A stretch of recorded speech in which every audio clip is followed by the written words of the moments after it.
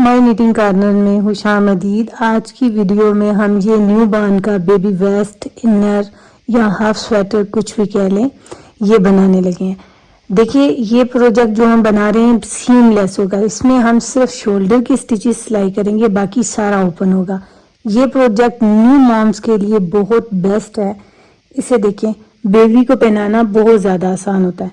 हमने इसकी sides open रखी हुई हैं और इसे बटन के साथ सीव किया हुआ है। ये तो आप चलिए इसकी मेजरमेंट्स चेक कर लें और फिर आगे इसको बनाना सीखते हैं। विड्थ इसकी मेरे पास 8.5 इंचज़ है और अंडर आर्म से बॉटम तक इसकी लेंथ 6.5 इंचज़ है और टोटल लेंथ इसकी हमारे पास